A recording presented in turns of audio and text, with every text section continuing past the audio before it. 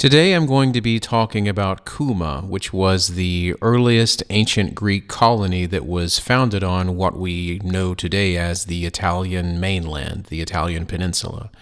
It was founded around 750 BC near modern-day Naples.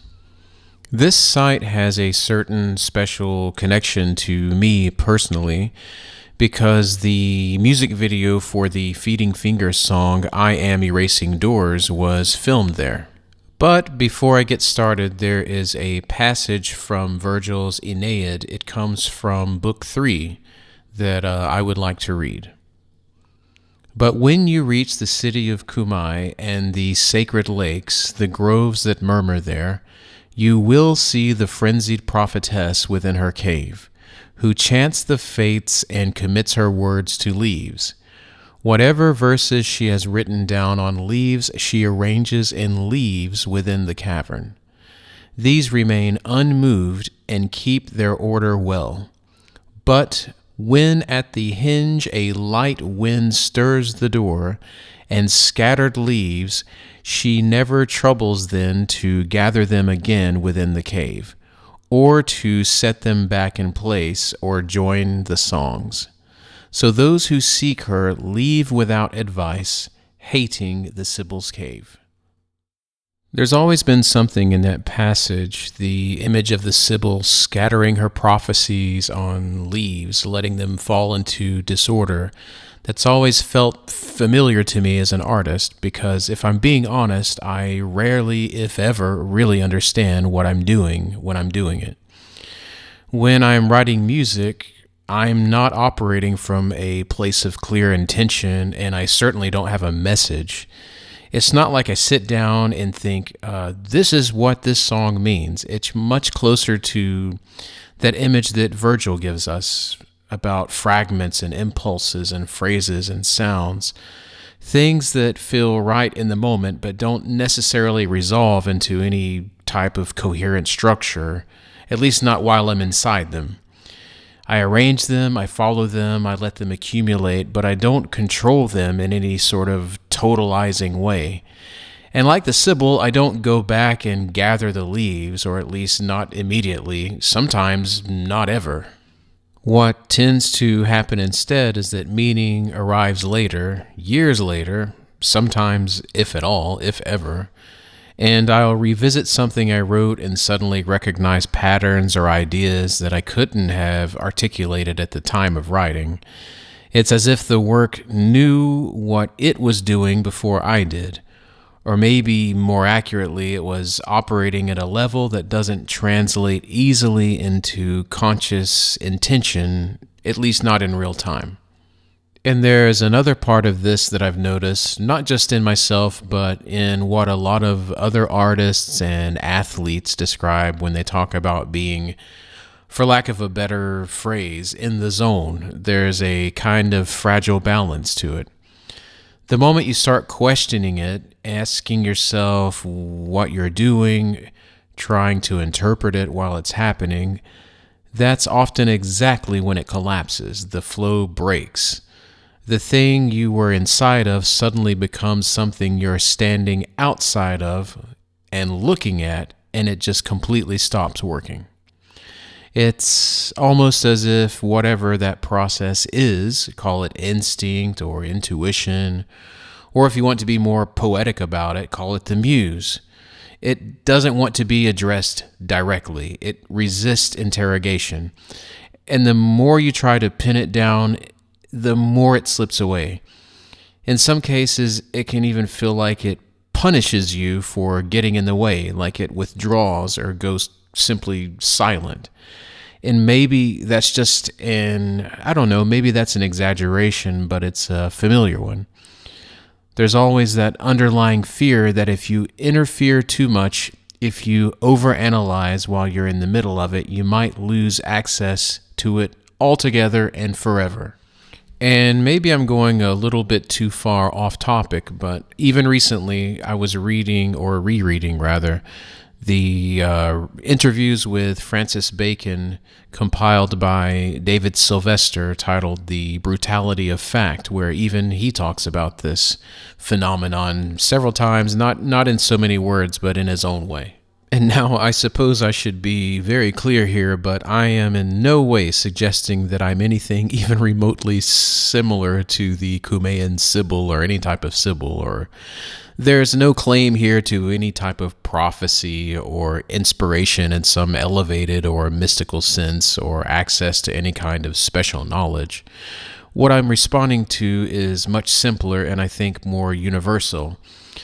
It's that underlying condition of not fully understanding what you're doing while you're doing it, even when you're doing it with care, focus, and intention. That's not unique to art in any way. It's not even unique to creativity in the narrow sense. It shows up everywhere. It shows up in sports. You see it when you're cleaning your house, when you're simply trying to do a good job at anything that you're applying yourself to. You see it in language, in conversation, in translation, in interpretation, in cooking, in the most ordinary, repetitive parts of life, in simple daily routines, where you're constantly making small decisions and adjustments and refinements and improvisations without explicitly articulating why one feels right or correct and another doesn't. It's as if there's a kind of intelligence operating there that isn't exactly accessible or easy to define or explain. And if you're interested in exploring this theme in possibly the deepest way that a human being can, go read Immanuel Kant's Critique of Pure Reason, if you can manage to get through it and understand exactly what he's trying to say.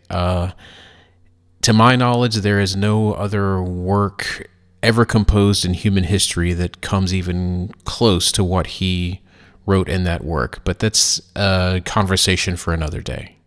What I think that Virgil was trying to communicate in the passage that I just read is the sense that meaning isn't delivered whole, but it emerges through dispersed pieces that we're always in the process of arranging, rearranging, and trying to make sense of. So when I connect that image to my own work, it's not about elevating the artist in some mythical role. If anything, it's the opposite. It's about recognizing that this kind of partial understanding, this ongoing negotiation with things that never fully resolves, is just part of how we move through the world in general. Art just happens to make that condition a little more visible and hopefully a little more tolerable. And it is that same feeling, that same state of instability, that same elusiveness is exactly what I experience in Cumae. The more time I've spent there, the less it feels like something that can be pinned down. It's not just that it has a long history. It's not that its history doesn't resolve into a clean narrative, Greek, Oscan, Samnite, Roman. These aren't neat chapters that replace one another. They overlap and they interfere with each other. They persist all at once. And when you add to that the mythological layer, like the Sibyl, the underworld, Lake Avernus, and then the geological reality of the Campi Phlegrae, this active volcanic system where the ground itself is literally moving, you end up with something that resists any kind of stable definition. It's not just metaphorically unfinished, it's physically unfinished. There's magma beneath it, there's steam, there's pressure, there's slow deformation. The land rises and it falls over time. Even when nothing dramatic is happening, it's still in motion. It's just on a scale that doesn't always register immediately. And that constant low-level instability mirrors the interpretive instability of the site itself. Every attempt to define it, to say, this is what Cumae is, feels provisional and temporary, like trying to hold onto something that keeps slipping through your fingers, like sand or steam or water. Or, as in taking directly from the passage, as if trying to reconstruct meaning from scattered leaves. And that's probably why that passage has stayed with me for so long.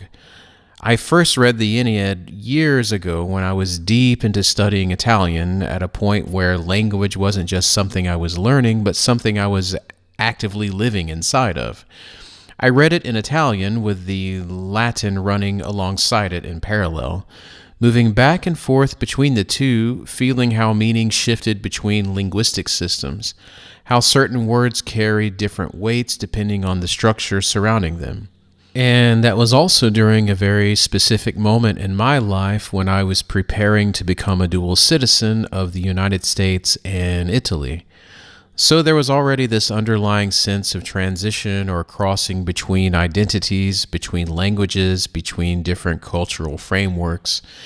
And in hindsight, it makes perfect sense that a text so deeply concerned with thresholds, with passage, descent, and movement between worlds would resonate as strongly as it did with me in that time. Book number 3, with that image of the scattered leaves, and book number 6 with the descent guided by the Cumaean Sibyl, those sections didn't just register intellectually, they stayed with me.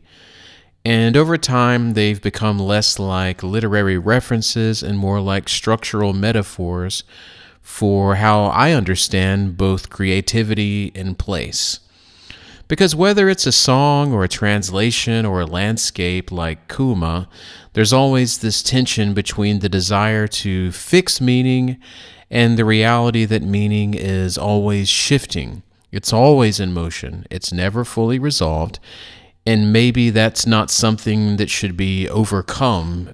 Maybe that's actually the point. And as I'm speaking here, it is occurring to me that there are a lot of terms that I'll be using in this episode of the podcast that I only learned in Italian, that I never learned in English. For example, Cumae. Here in Italy, we call Cumae Cumae. We do not call it Cumae. We don't use the English translation, the English pronunciation of the Latin term. Cumae, to me, to us who live here, it's called Cumae. Lake Avernus, we don't call it Lake Avernus, we call it Lago d'Averno. The Phlegraean Fields, we don't call it the Phlegraean Fields, we call it the Campi Phlegrae. So if I pronounce a word that may be seen as incorrect in English, just understand that I know most of these terms in Italian. So a little bit of patience would be very, very appreciated. As I was saying, Cumae for me holds a certain special interest for many reasons. One of the reasons is that it differs quite a bit from the ruins of Pompeii and Herculaneum, which are both nearby, in the sense that it isn't dead. It isn't as if it isn't similar to those two in the sense that those two were preserved under volcanic ash for future generations to study and to observe, similarly to the way that one would look at a fish in an aquarium. Cumae did not undergo the same fate, so therefore Cumae has always been in this constant fluctuating state. It isn't simply an ancient archaeological site, it is a cumulative site. Cumae was founded in the 8th century BC by Greek settlers from the island of Euboea. If you look on a world map and you look at Greece, you'll see it. It's a rather large island in the chain of islands that constitute Greece. It was the first Greek colony on the Italian mainland. It was not an isolated settlement, but it was more like a node in a wider Mediterranean circulation of language, trade, myth, and political influence. Through Cumae, elements of the Greek alphabet entered Etruscan culture and ultimately the Latin script that would structure Roman literacy. The site is therefore not only archaeologically significant, but also linguistically and culturally foundational in ways that extend far beyond its immediate ruins. And later, Cumae became Oscan, then Samnite, and then eventually Roman, with each phase leaving material traces that don't erase one another as so much as accumulate in proximity, as I was talking about before. So the result is not like a clean sequence of civilizations, but more like a stratified coexistence of fragments. There are defensive walls, temple remains, subterranean passages, and reworked architectural spaces that bear the marks of continuous adaptation rather than any type of final closure. I remember the first time that I stood there within the ruins, there was this really, really hard Mediterranean sun filtered through the pine trees above and reflecting off the silvery vegetation that always seems to reclaim these abandoned stone structures in these landscapes. I didn't experience Cumae as a neatly bounded monument under institutional containment. Instead, I had a more ambiguous and unsettling impression. It was as if the site, as I was saying, had not finished becoming, that its story wasn't completely behind it yet. And this isn't to suggest that the ruins are active in any supernatural or mystical sense, but rather that they resist the aesthetic of completion. The volcanic geology of the Phlegraean Fields, or the Campi Phlegrae, which I mentioned earlier, of which Cumae is a part of, sort of reinforces this perception. This is a landscape that's shaped by ancient eruptions, tuff formations, fumarolic activity, and slow geothermal processes that have never completely ceased. Nearby areas still exhibit sulfurous emissions and ground deformation characteristic of a living caldera system. Even when quiet, the terrain is geologically unstable in a way that sort of undermines any sense of permanence. The Temple of Apollo and other structures that were once attributed to the Acropolis complex now survive, but only in partial forms. Their identities have been reconstructed through archaeology rather than properly preserved in their original locations. But nearby, the Antro della Sibilla, which is the cave of the Cumaean Sibyl, which is described in the Roman literary tradition, most famously in Virgil, but also in other works, it cuts through the rock as a long engineered corridor rather than as a natural cavern. It was most likely reshaped during Roman times into a controlled passageway with strategic and possibly cultic or even militaristic significance and uses. Here, myth and infrastructure are basically inseparable. Prophecy and engineering sort of occupy the same spatial logic. Inside the cave, your perception shifts a little bit. The temperature drops, the acoustics change, and light behaves differently because it's carved stone. You're not in an open ruin. And you become aware not of an animate landscape in any literal sense, but of how profoundly material the layering of time here is. How history is not gone, but it's embedded or compressed and maybe periodically re-exposed by erosion, excavation, and attention. And at one point during my first visits there, I found myself pausing within a shaded recess carved directly into the volcanic tuff, where the moisture collects in these fine beads along the stone surface. And the sensation is not of something similar to the ground breathing, not breathing exactly, but of a slow geological exchange between humidity, mineral deposits, and airflow. And maybe it's a bit late to mention this here at this point, but why not? For those of you who are listening and have no idea who I am, my name is Justin Curfman, and for many years I have worked as a musician and composer, primarily as the frontman for the band Feeding Fingers, but alongside that work I have developed something like a parallel career in languages. teaching, interpreting, translating, and working as a cultural liaison between Italian, English, and German. And these two vocations, for me, have never felt entirely separate. They're different expressions of the same underlying attentiveness in a certain sense, the sensitivity to resonance, ambiguity, rhythm, subtext, to what is not fully stated, but what is structurally implied and what remains at the edge of articulation without ever quite resolving into it. I would also like to include in this episode of the podcast not only Cumae, but also some of the surrounding landscape of the Phlegraean Fields, with particular attention to Lake Avernus or Lago d'Averno. This region lies close to where I currently live, just outside of Naples, and it's a place I return to often. Not as a tourist or as a detached observer, but more in a way one revisits a dense and maybe unstable text whose meaning is never fully exhausted or understood by a single reading. Cumae is generally regarded as the earliest permanent Greek colony on the Italian mainland. It occupies a foundational position in what later historians would call Magna Graecia, which is the Greater Greece of the Western Mediterranean.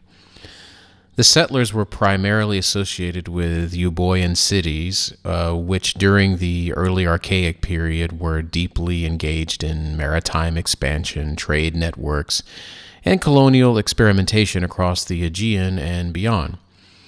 But before establishing Cumae proper, these groups had already created an important intermediary foothold on the island of what we call today Ischia, which is one of the earliest known Greek emporia in the Western Mediterranean. That island settlement functioned less as a colony in the later urban sense and more as a commercial and intercultural staging ground where Greek, Phoenician, and Italic goods, technologies, and practices circulated in close proximity. And it was from this sort of insular base that the Euboean settlers moved to the mainland and founded Cumae on a strategically elevated volcanic ridge which overlooks the Bay of Naples.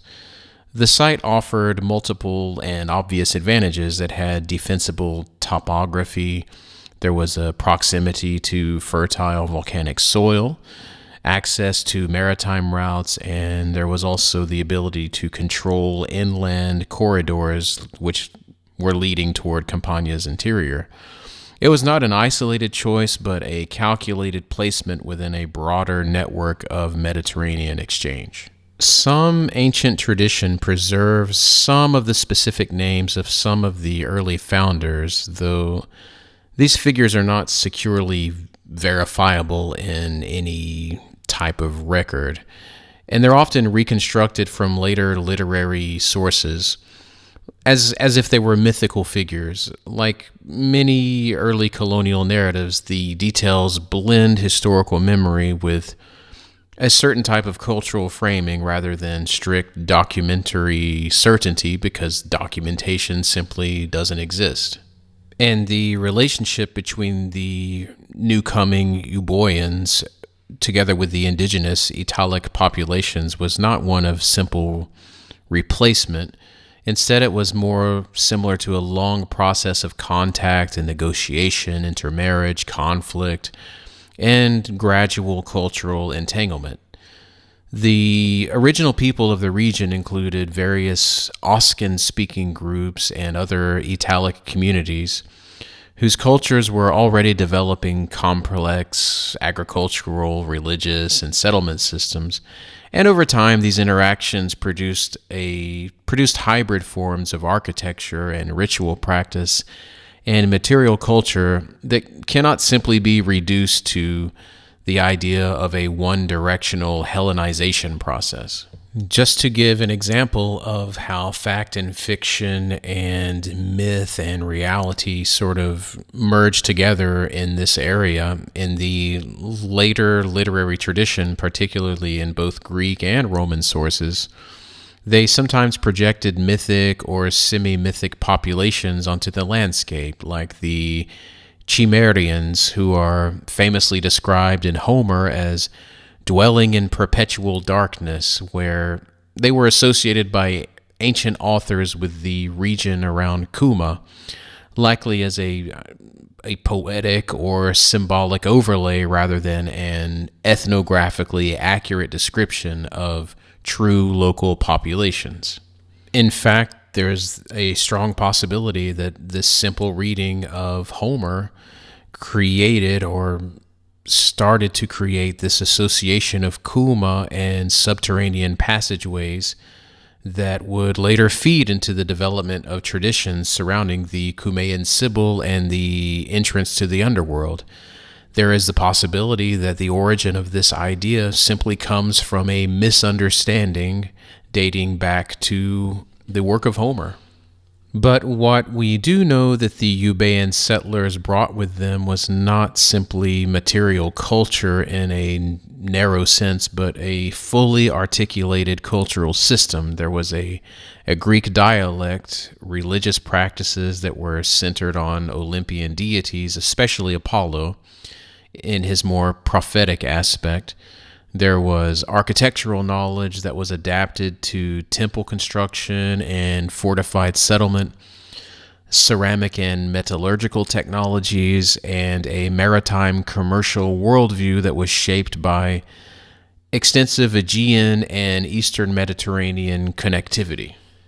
And at this point, I suppose it can be rather safely stated that the most consequential exchange that occurred between the Greek Euboean people and the people that were living at the site of Cumae, the indigenous people, the Italic population, possibly the most consequential exchange was the alphabet.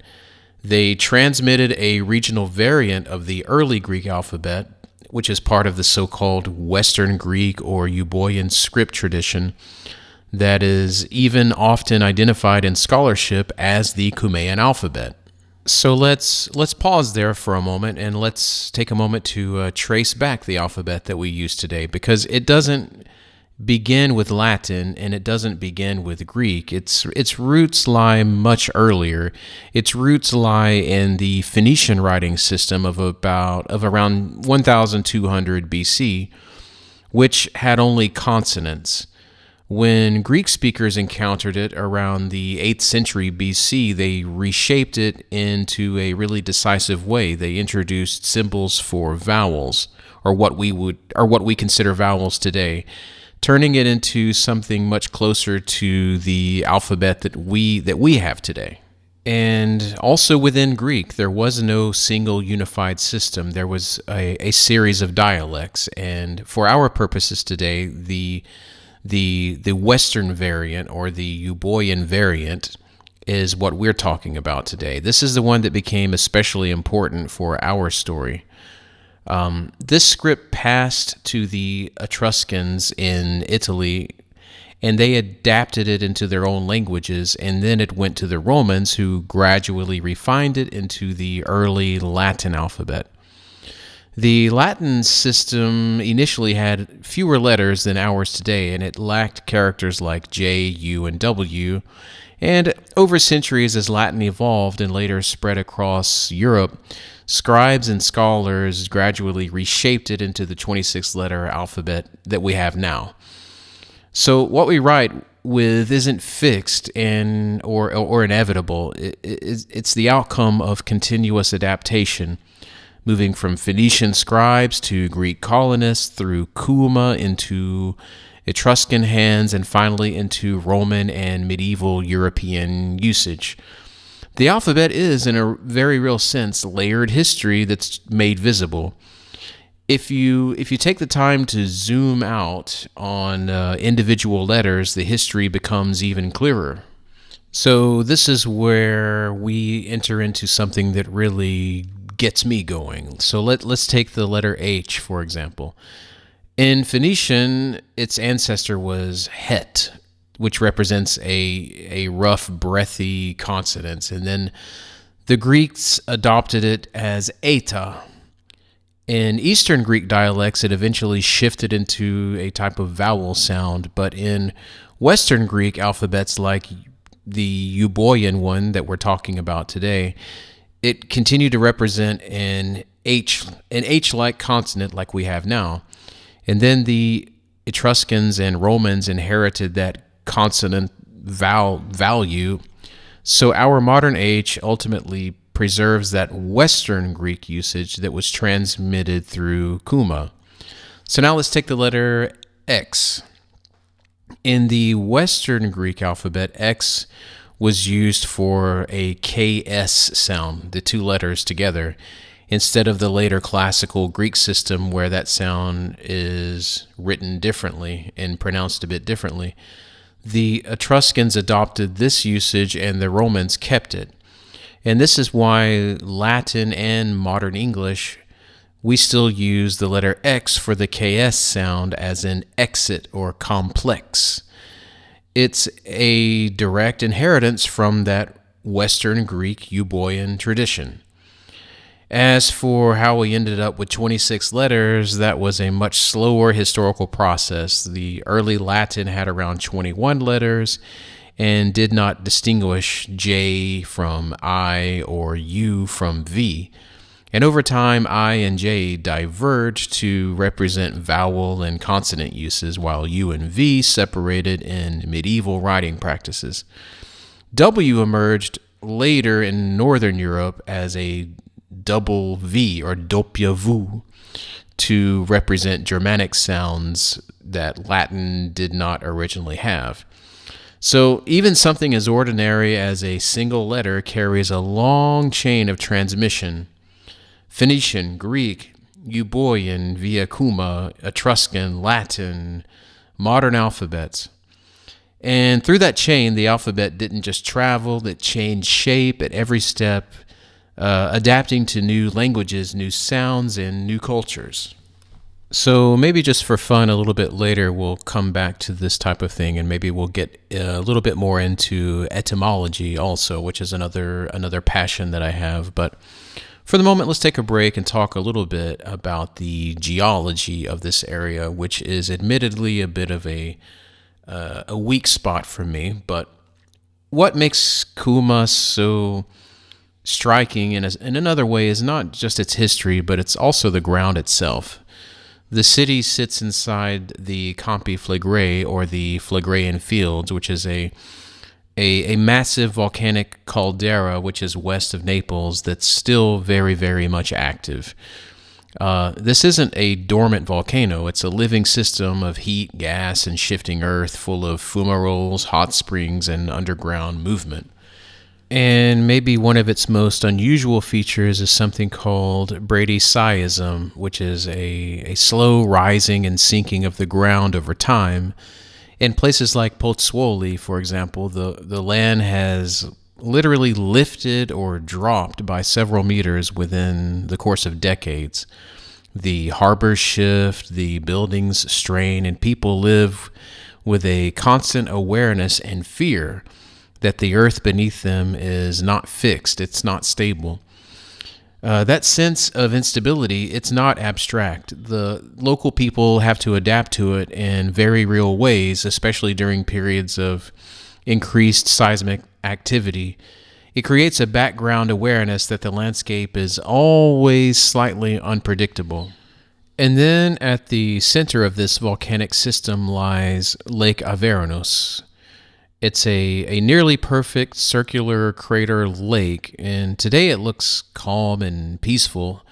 It's surrounded by trees and farmland, but its shape tells a different story. It was formed by violent volcanic explosions thousands of years ago.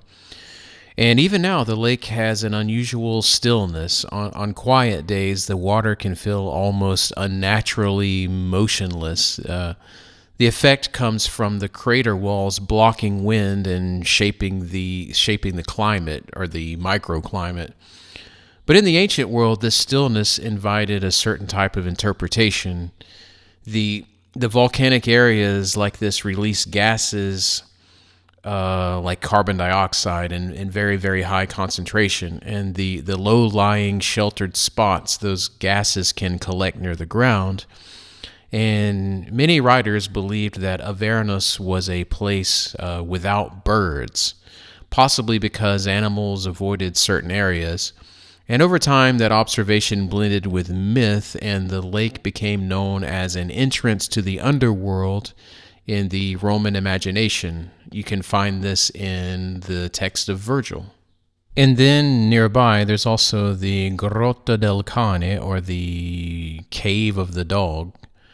It's a small cave that was once famous in early scientific tourism. Carbon dioxide pools near the floor there, and it affects small animals before it affects humans. And in the 17th and 18th centuries, visitors on the Grand Tour would come to see these so-called wonders of nature, but they were often as stage demonstrations of the Earth's hidden forces. Writers like Goethe saw these landscapes as deeply formative, which were places where nature revealed something primal and powerful. And even Mark Twain later commented on how theatrical these scientific spectacles had become for travelers. And as I mentioned earlier, Mark Twain, Goethe, also Montesquieu, Alexander Dumas, Washington Irving, Percy and Mary Shelley, Ralph Waldo Emerson, all of these people, among others, often came on this grand tour, and they visited the Grotta del Cane, the Cave of Dogs, to participate in and watch a rather grotesque form of animal torture, where people would put these dogs into the cave. They would become poisoned with CO2, with carbon dioxide. Then the dogs would appear to be dead, and people would revive the dogs, much to the rather grotesque entertainment of the visitors. But even something like that, despite it being maybe a bit disgusting and a bit immoral, this also adds to what makes this region compelling in its own sense. It sits at the intersection between geology and imagination. The ground is physically unstable, and so there are stories built into it. Avernus, Cumae, and the surrounding fields show how a shifting landscape can produce not just danger or beauty, but also some of the most interesting, enduring, and sometimes even disturbing myths in Western culture. When ancient writers looked at Cumae and the surrounding volcanic landscape, they didn't separate science from myth the way that we tend to today. Instead, they used multiple ways of understanding everything all at once: observation, storytelling, philosophy, and religion, all sort of layered together. And the same place could be measured, feared, and mythologized without any sense of contradiction. One of the most influential versions of this landscape appears again in the Aeneid, especially, as I said a little bit earlier before, in Book 6. Here, the area around Lake Avernus becomes the entrance to the underworld, but it's not described as some abstract, distant realm. It's rooted in real geography, with the caves, the volcanic cracks, dark water, and different enclosed paths. The terrain itself feels like a threshold. And at the center of this journey is the Cumaean Sibyl, always a prophetic figure who guides Aeneas into the world of the dead. In Virgil's telling of the story, she's not calm or mystical in any serene way. She's overwhelmed, almost physically shaken by the presence of the god Apollo. And here, prophecy here, it isn't peaceful insight. It's something disruptive and sometimes even violent, as if the human body struggles to contain it. And other writers still approach the same region differently. For example, the geographer Strabo, he described Campania with careful observation, noting its unusual volcanic features without fully reducing them to myth. And then there's Pliny the Elder, who took a similar approach trying to fit these strange phenomena into a broader natural system. And then we can take Lucretius, who goes further. In his work, De Rerum Natura, he argues that things like volcanic eruptions and toxic gases aren't signs from the gods at all, that they're the result of natural processes. But interestingly, he doesn't remove the wonder and the awe of the event. He just redirects it away from divine intervention or divine intention and toward the power of nature in itself. So instead of myth disappearing, you get layers of interpretation building up over time. And volcanic landscapes like this become what we might call something like story-generating zones, which places where strange physical conditions naturally give rise to meaning and symbolism and belief. And within that world, the Sibyl, the Cumaean Sibyl, becomes more than just a character. She represents something like the limits of human understanding. There's one famous image which describes her prophecies written on leaves that are scattered by the wind, that anyone seeking answers has to gather and rearrange them. Meaning isn't just handed to you, it has to be reconstructed. And she's also linked to the Sibylline books, which is a collection of prophecies consulted by the Roman state in times of crisis. And associated to that, there's an interesting tradition, an interesting historical anecdote where the Sibyl offered 9 of these Sibylline books to King Lucius Tarquinius Superbus, and when he refused to buy them at the price that she was offering, she burned 3.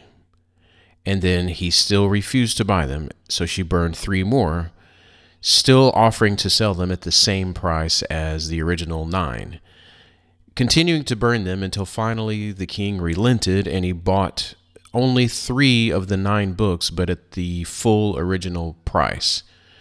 It's a powerful story about the fragility of knowledge and the cost of ignoring it. And over time, her image keeps evolving. Early Christian writers interpret her as a kind of accidental prophet of Christianity. And in art, like if you've ever been to the Sistine Chapel, look at the ceiling. Look at the art by Michelangelo, where she appears as a very heavy and intense figure, and even very muscular in the way that almost all of Michelangelo's paintings are. Some people even think that it's a man, but it's in fact a painting of the Cumaean Sibyl. She appears, again, like a heavy, very intense and muscular figure because she's someone that's been carrying the burden of knowledge across time. And in literature, her story takes a little bit of a darker turn. For example, in Ovid's Metamorphoses, she's granted an incredibly long life, not eternal youth, and she's slowly aging until almost nothing remains of her. Essentially, she approaches the god Apollo with a handful of sand, and she tells him, give me years of life with each year according to each grain of sand that I'm holding in my hand. So he grants her eternal life, but she forgets to include in this wish the desire for eternal youth. So she's eternal, but she's always aging. And in the Satyricon, in Petronius' Satyricon, she's reduced to a voice. She's reduced simply to a voice that wishes to die. And her immortality becomes a kind of trap. And these things taken together, the Sibyl isn't a single, stable figure. She's something a little bit more evolutionary, a way of thinking about uncertainty itself. And kind of like the volcanic landscape she's associated with, she's layered and unstable and constantly reshaped over time.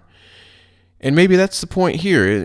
In a place where the ground shifts and invisible forces shape reality, knowledge itself starts to feel the same way. It's fragmented, it's unstable, and it's always just out of reach.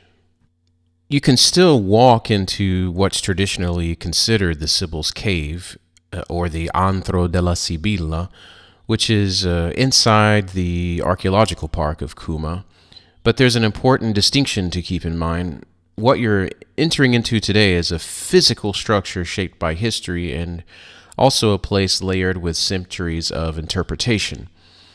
Architecturally, it's not a natural cave at all. It's a long and carefully engineered corridor which is carved straight into volcanic rock, and it stretches over 100 meters into the hillside. The shape is precise and geometric. Along one side, there are evenly spaced openings that let in narrow beams of light, which creates alternating bands of brightness and shadow that shift throughout the day. And as you move through it, the experience isn't just visual, it's also acoustic. The stone walls reflect sound in very unusual ways, like your footsteps echo, voices stretch and overlap, and your sense of space starts to depend as much on what you hear as what you see. Sometimes it can feel a little bit disorienting, but not because anything supernatural is happening, but because ordinary sensory cues are kind of amplified and rearranged. And for a very, very long time, people have assumed this was the very cave that is described by Virgil, where the Sibyl guided Aeneas into the underworld. But modern archaeology is a little more cautious. There's a lot of evidence that suggests that the structure dates to the Roman period and was possibly part of a larger, more strategic system, similar to nearby tunnels like the Grotta di Cumae, which connected certain military and naval sites. So with that said, places like this in general often have multiple lives. The tunnel may have been reused, it may have been reshaped, or simply reinterpreted over time. In a region like Campania, where the volcanic landscapes and all the long settlements and myth, they all overlap. So it's common for practical structures to take on symbolic meaning. And that's really what defines the Sibyl's Cave in a certain sense today. Its lasting power doesn't come just from its construction, but from its connection to history. And once it became linked to the journey in the Aeneid, it stopped being just a passageway and started to feel like a type of threshold between worlds, between the world of the living and the world of the dead. And walking through it now, you experience both at once. There's a physical reality, which is the stone, the light, the sound, and space. But there's also everything that's been layered into it over time. There's Roman poetry, Renaissance imagination, later Christian interpretations. And all of that shapes how the space feels today. And in the end, the cave isn't just something you look at. It's something you have to move through physically and mentally. And it shows how a structure can carry meaning across centuries, not because it changes, but because the way we understand it and the way it keeps evolving. And before I move on, I'll admit this is a little bit of a digression from Cumae itself, but if you're exploring this region, it's hard to ignore what's just down the coast, and it adds a lot of texture to the story. A short distance away is Baia, or as some people call it, Baiae, and in the Roman world, this place had a certain reputation, not just for beauty, but for excess. And Baia sat in the same volcanic landscape as Cumae, and it was fed by hot springs and geothermal energy. And the Romans turned that place into an entire luxury environment. There were baths, terraces, seaside villas, and they were all built directly into the cliffs over the water using really advanced concrete engineering. And some of the villas practically hovered above the sea. But what really defined Baia wasn't just the architecture, it was the lifestyle, the incredibly excessive lifestyle of the super rich. And if you want a more modern comparison, Baia wasn't entirely unlike today's ultra-exclusive billionaire getaways. Think about extreme wealth, private estates, constant social maneuvering, and a culture built around indulgence. It was a place where the Roman, I hate to use the word elite, the Roman political class, the Roman upper class, the Roman super wealthy class, they didn't just come to relax, but they went to display their power to other people, to make deals, and often really to overindulge in certain vices. Julius Caesar had a villa there. Nero was a regular visitor there. Caligula.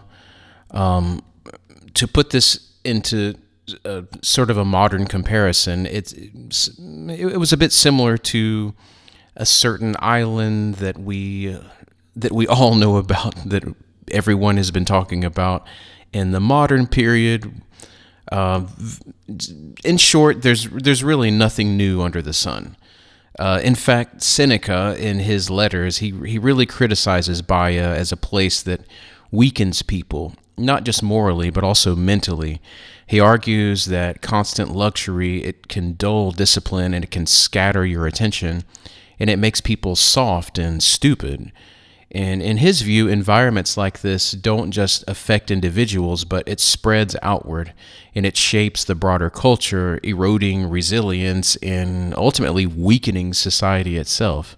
And now that I've said that, once again, Kant comes to mind. It reminds me of Kant's universal law of morality and the formulation of his categorical imperative, where if you engage in certain types of behavior, then it becomes normalized by a population and it radiates outward.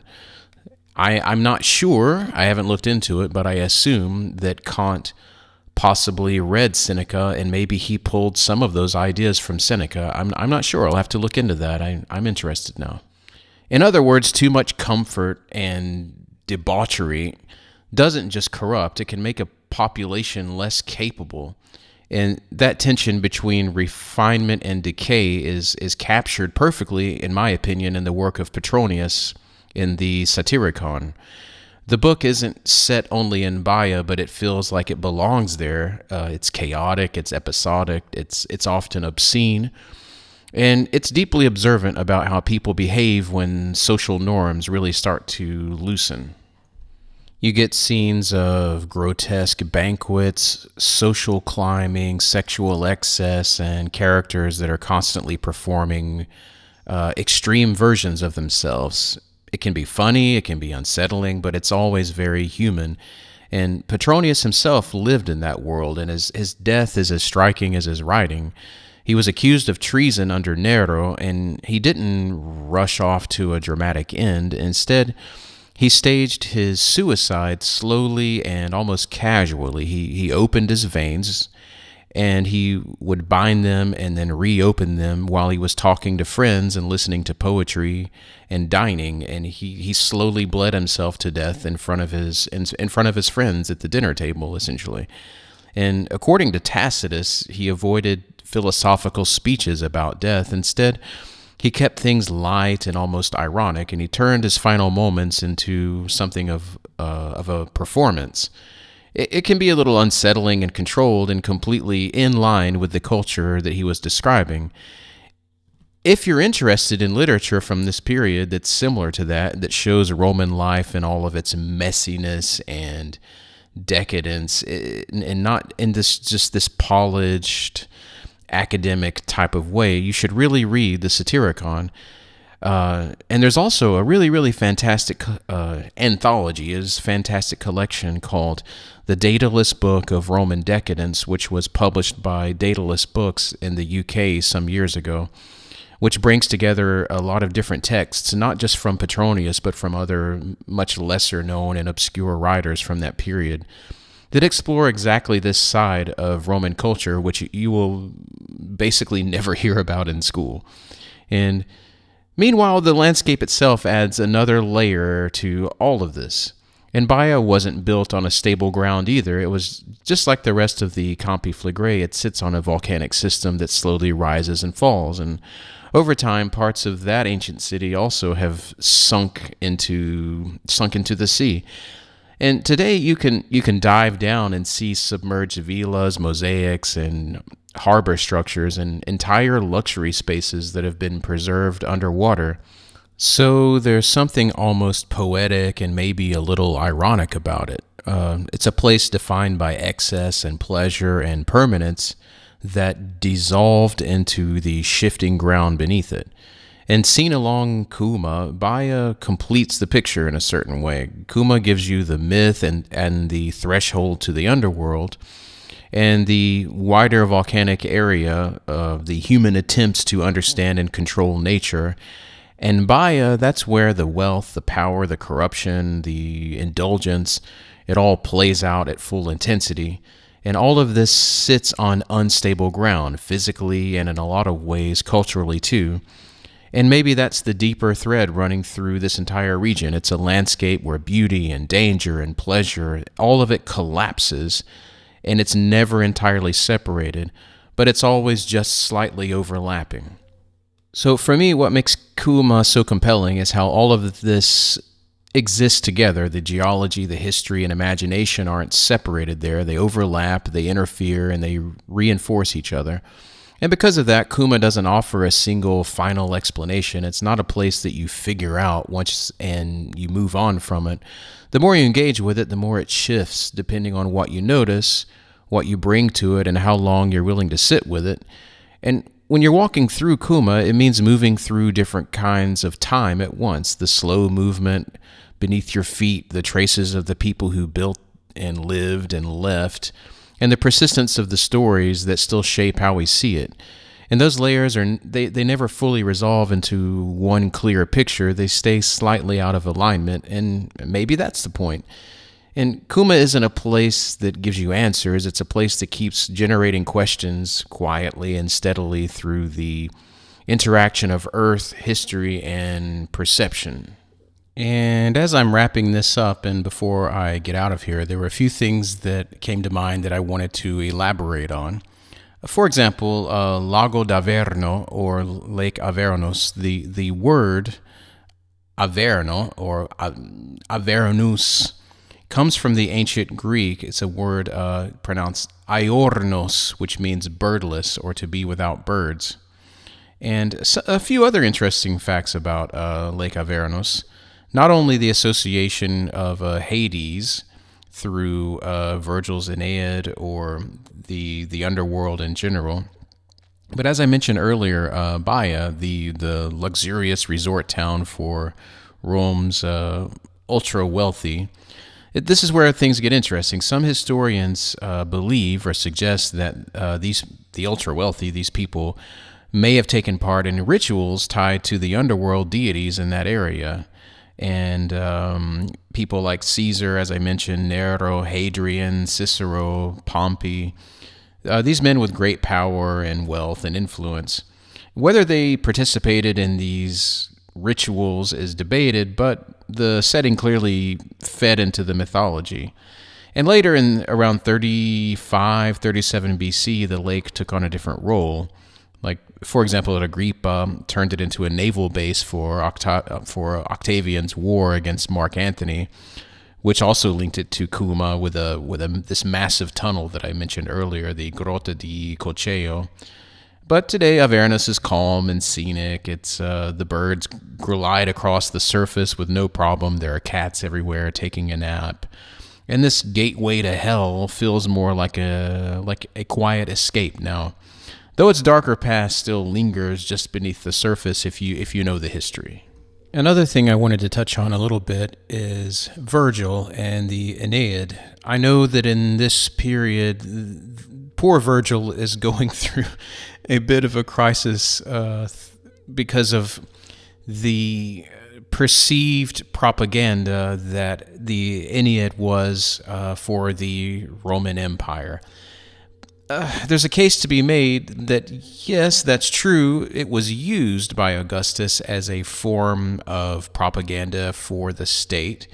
He clearly understood that to create the idea of a national identity, that you need to tie a mythology to it. I mean, they took they took everything that they could from Homer to understand that concept. When you think about the Odyssey and the Iliad, those two texts from Homer are basically the fundamental text of an entire culture.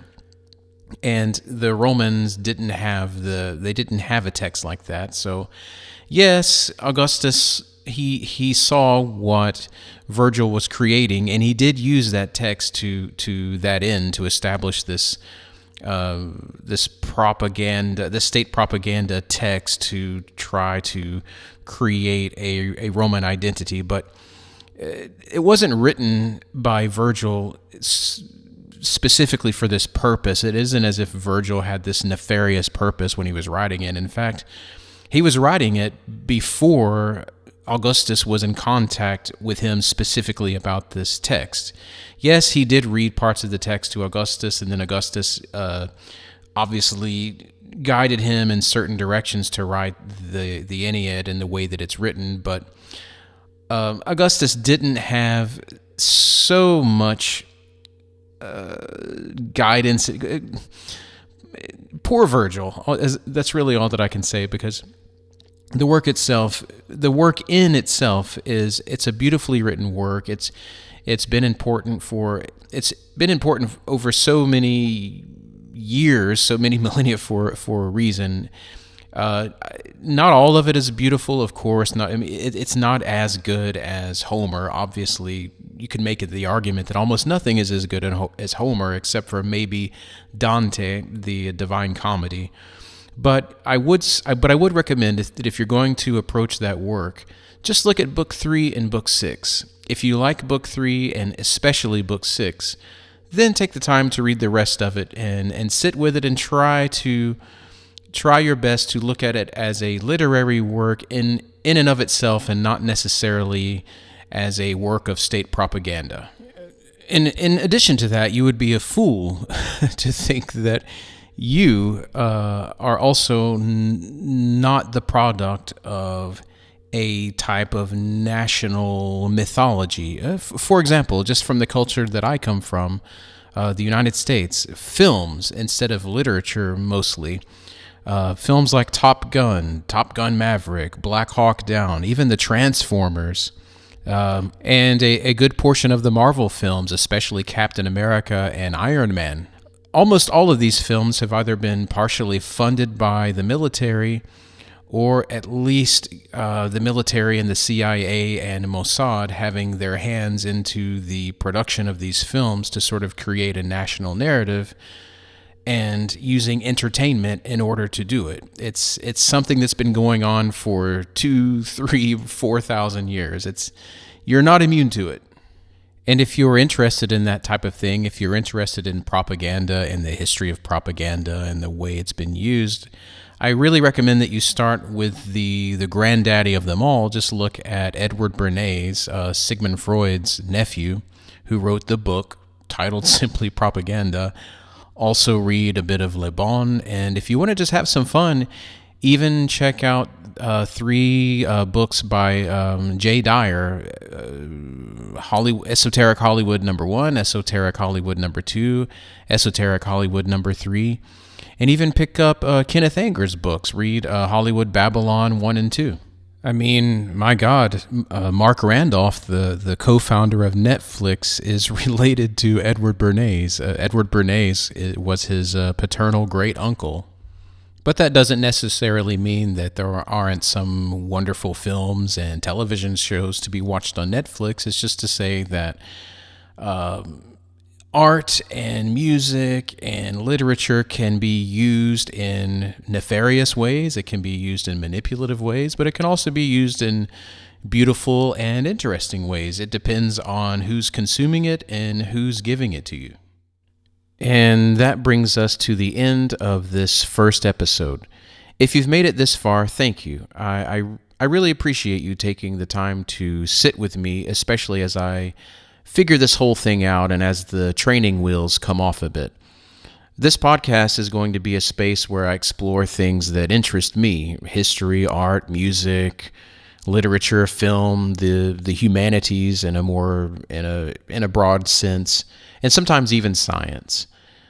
It's not going to be rigid or overly structured, hopefully. The goal is simple. I just want to share ideas and stories and anecdotes and details that might spark your own curiosity and maybe send you off to explore something further on your own. And so for the first few episodes, I'll be focusing mostly on Italy, its culture, its lesser-known corners, and some of its more unusual creative figures. That includes things like the history of underground and independent Italian comic books, as well as writers who don't always get the attention I think they deserve, like Tommaso Landolfi and Giorgio Manganelli, among others. And then after that, I'll likely shift toward German culture for a while, and then we'll see where things go from there. I also want to leave room for my own personal, maybe improvisational episodes, conversations about the creative process, about making things, about thinking through ideas, maybe do some interviews with some people who I find interesting.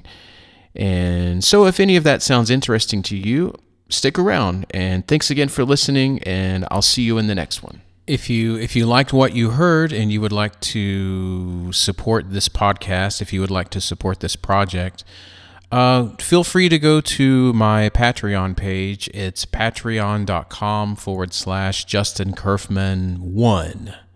I don't know why Patreon forced me to put the number 1, but that's the site, patreon.com/Justin Curfman 1.